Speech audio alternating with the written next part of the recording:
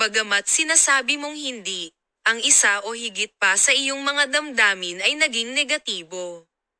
Ang hindi ka nais-nais na pakiramdam ay maaaring galit, sama ng loob o depresyon. Maaaring ayaw mong ibahagi ito sa ibang tao, ngunit dapat mong tingnan ng malalim kung ano ang itinatago sa iyong puso.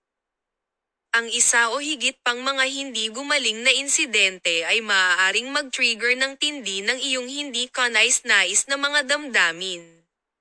Sa pamamagitan ng pagkilala sa kanila, maaari mong simulan ang positibong pagbabago sa sarili.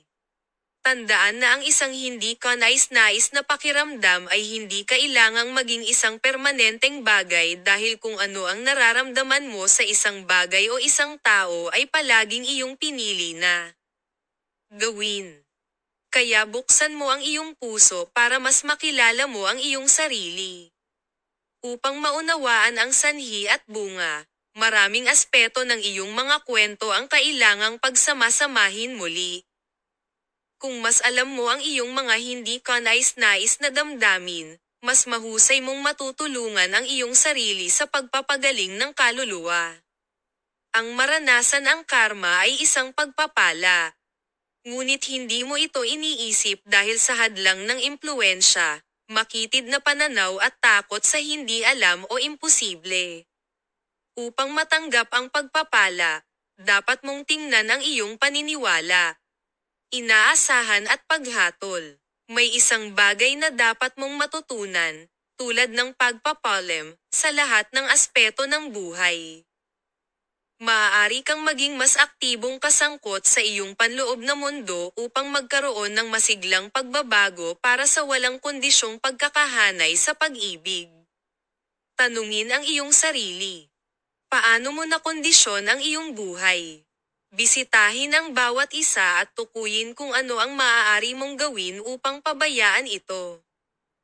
Naiintindihan ng atensyon ng mga tao ang iyong magandang pakiramdam sa iba't ibang dahilan. Sa kabataan, ito ay para sa pagmamahal ng pamilya. Sa paglipas ng panahon, ang pag-ibig ay umangkop sa isang pangangailangan upang punan ang iyong kawalan. Hangga't gusto mo ng isang sandali ng magandang pakiramdam, ang iyong espiritu sa sarili ay hindi madyay gising upang mapagtanto na ang nakakahumaling na pakiramdam na ito ay unti-unting pinapatay ka sa loob. Gusto mo bang maging kapwa umaasa sa hangaring ito para sa natitirang buhay? Kung nais mo ang isang pangmatagalang pag-ibig sa sarili, isang malayang kalooban ang kailangang mag-ehersisyo dito. Ito ay magagawa. Ang kamalayan sa iyong nararamdaman ay isang espiritual na paggising. Ang pananagutan ng iyong pakiramdam ay isang pagpipilian. Ang muling pag-aayos ng iyong pakiramdam ay isang pagbabago sa sarili. Ang downside ay hindi mo kinuha ang iyong panloob na sarili sa prioridad. Higit pa riyan, wala kang pag-aari maliban sa iyong sarili. Kaya't ilabas ang iyong panloob na lakas at tapang na tanggihan ang iyong kumbinsido na pagkilos. Lahat ay may enerhiya kasama ang iyong sarili.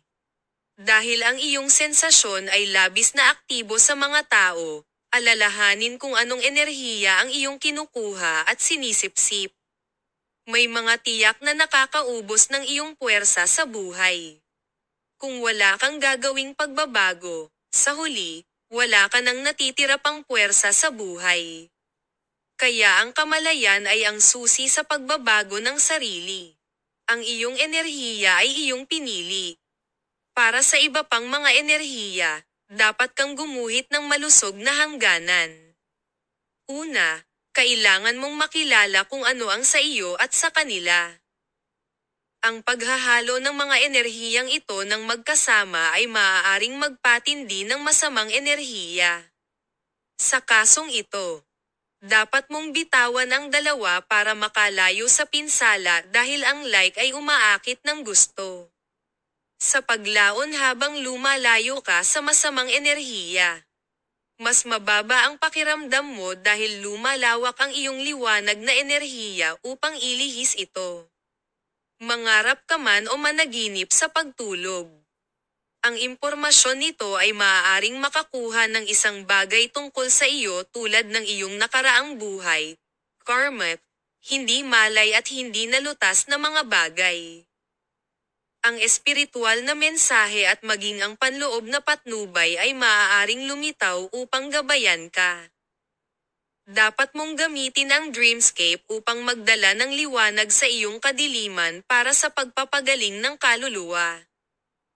Ang mga lumang pangarap ay karapat-dapat na muling bisitahin na napalampas mo o na-dismiss ang kanilang mahahalagang intensyon. Kung gumagamit ka ng hypnosis sa sesyon ng therapy, may namali ng kahulugan upang lumikha ng kalituhan. Sa kasong ito, dapat kang umasa sa iyong sarili upang mahanap ang katotohanan.